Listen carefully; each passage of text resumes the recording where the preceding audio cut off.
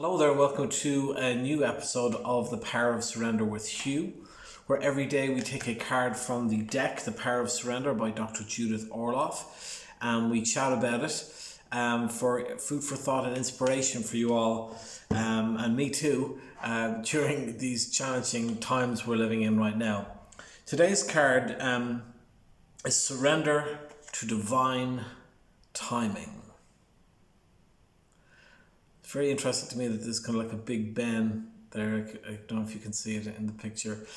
So what is divine timing?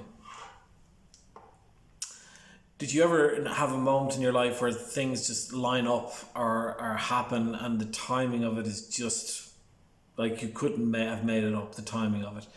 That's what divine timing is. And sometimes we're working towards a goal, or there's things that we'd like to have in our life, and we get frustrated because they're not coming as quickly as we'd like them to.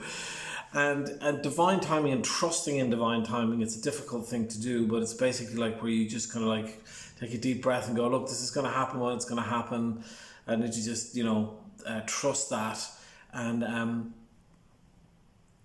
let things unfold the way that they will, because the strange and funny thing is that things will always, no matter what you hope for, things will always unfold in ways that are far better than you could possibly imagine. The moment that comes to my mind, one of the moments in my life when this happened,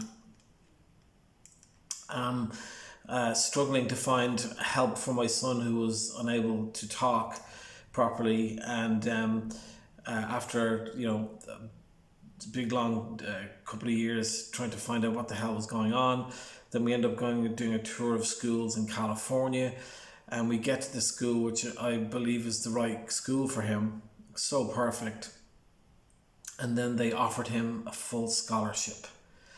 And I remember being outside the room after they'd said that, and just it was just stunning, you know what I mean, because like we had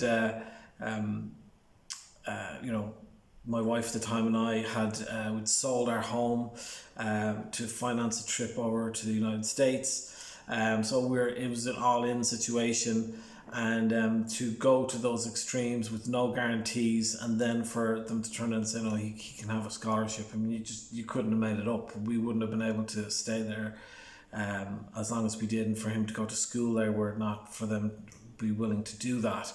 So you just couldn't make that up. It was so perfect. It was even more perfect than perfect, because just to find a school a world away in California from Ireland was one thing, but then to get a scholarship on top of it, again, this is where the universe fills in the details more perfectly than you could ever possibly imagine. And I could give you other examples of that in my life as well. I'm sure you have them as well.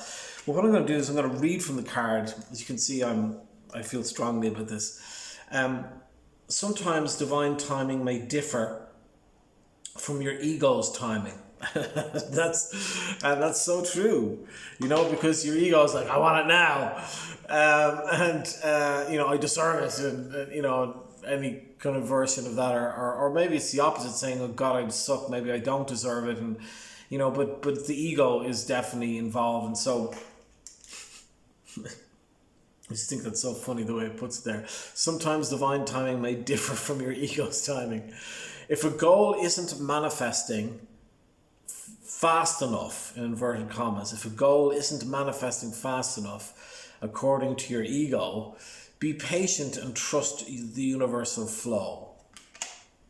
Well, here's the thing. Who are we to say, well, this should have happened for me last year? I mean, really, you know what I mean? Like, I understand logically, and from the ego's point of view, we can totally, well, I did this and I did that, and this should be happening.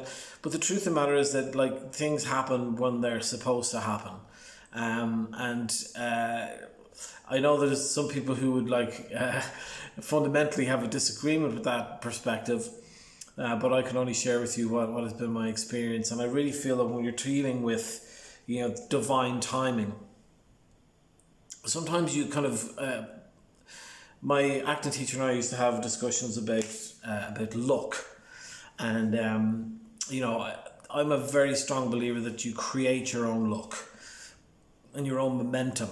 And I think sometimes, like for example, the example I gave of what happened with my son on the scholarship.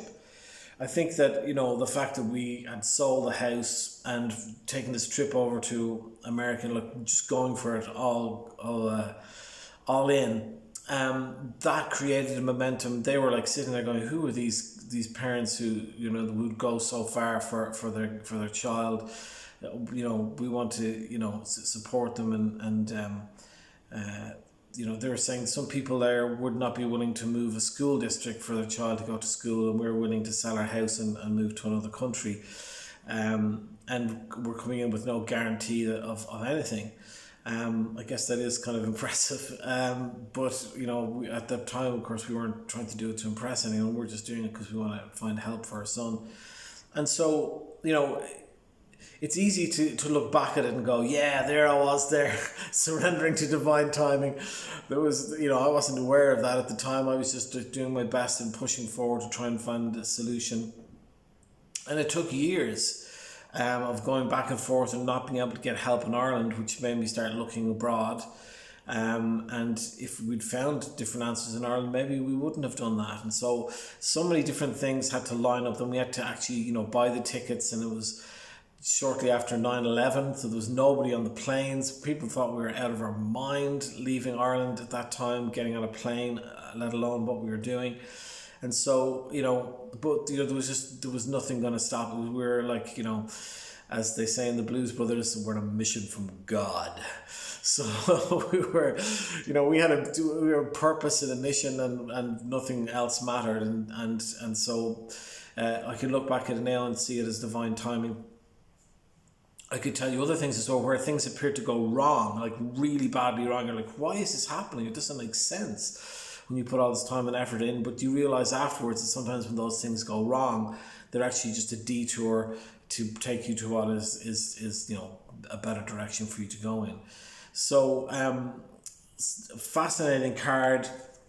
I'm going to read it to you one more time because I just think it's so important. Sometimes divine timing may differ from our ego's timing. I want it now. If a goal isn't manifesting fast enough according to your ego, be patient and trust in the universal flow. And one of the things it talks about in many spiritual teachings is the whole idea of that, there's the cycles of the moon, there's the tides, there's the gestation period of a child growing in the mother's womb. Things take time to grow, and there's a time and a kind of, again, like you could talk about the tides and the cycles of the moon.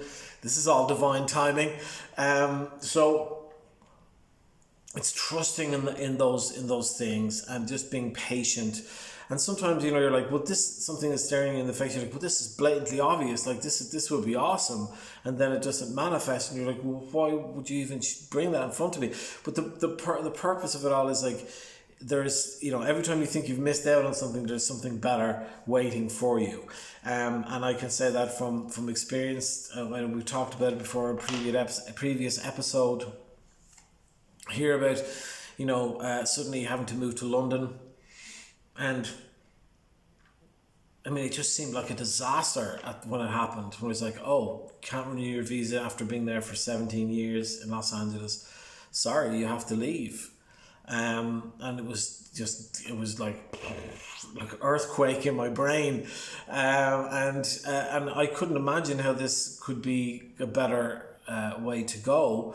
It just seemed like everything had gone wrong. But then when I come over here and you start to realize, hang on a second, maybe there's something about this. And I thought about all the different aspects of my life and how it was like in a way, it was like the universe kicking me in the arse, if you pardon my expression, kick me in the arse, kicking me in the butt, because it was just like, sometimes you just need a good shake to get you out of where you're at, and And there's been a lot of things I've learned since I've come over here, and it's definitely was divine timing for me to come over here.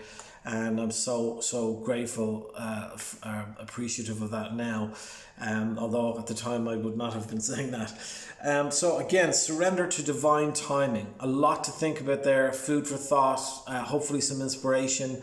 If you're waiting for something that you feel like you deserve, you're waiting for that relationship, you're waiting for that job, you're waiting for that acting role, that's to write that song that's going to change your life, or to write that book. Just be patient, and it will happen in its right time. It's not that you just sit back and wait for something to happen. You do have to take inspired action, but be patient.